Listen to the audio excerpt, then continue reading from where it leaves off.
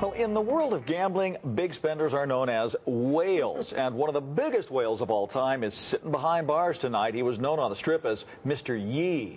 But to international lawmen, he was considered a central player in the methamphetamine trade controlled by the Mexican cartel. Last year, while Yi was still a fugitive, the I-Team broke the story of his Las Vegas connections. And tonight, Chief I-Team investigator George Knapp brings us up to date on this rather twisted tale and the mountains of money uncovered by agents.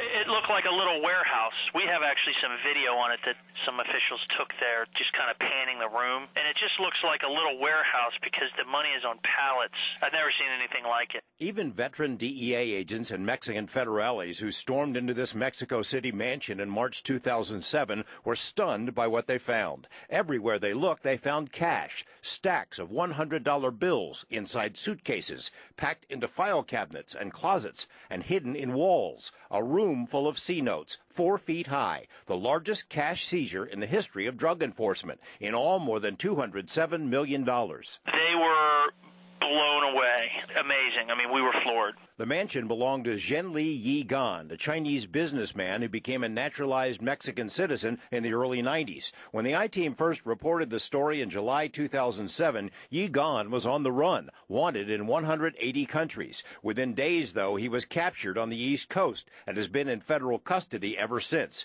During that time, agents have compiled a much clearer picture of the business that generated all that cash. The money seized wasn't a mere $207 million. It has since risen to $350 million, and a lot of his fortune found its way to Las Vegas. On the Strip, he was known as Mr. Yi, the highest of high rollers. He stayed primarily at the Venetian, where he routinely wagered $200,000 per hand in the Baccarat salon. He lost big. The original estimate by DEA was $40 million in losses. They now think it was closer to $126 million, an astonishing sum. At the Venetian and elsewhere, Mr. Yi was, quote, treated like royalty. The resort gave him presents as a thank you for his business, including a Rolls-Royce and a Lamborghini. What do you think he was doing in Las Vegas? Was that a laundering operation, or was he just having fun? Who knows? Not something I'd really want to speculate on.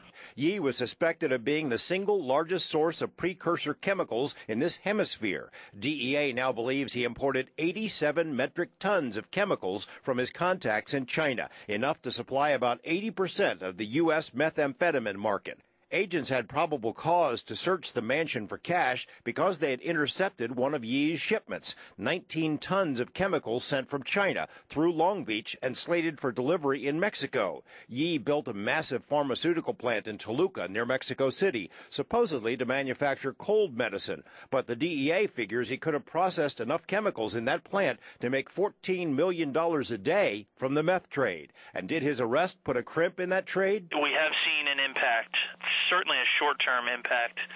We really feel like him being out of business and being out of the game has put a little bit of a dent on the market there. After Yi's arrest, DEA agents in Las Vegas scooped up his mistress, Michelle Wong, formerly a cocktail waitress at the Mirage, whose mother had little to say after Michelle's arraignment.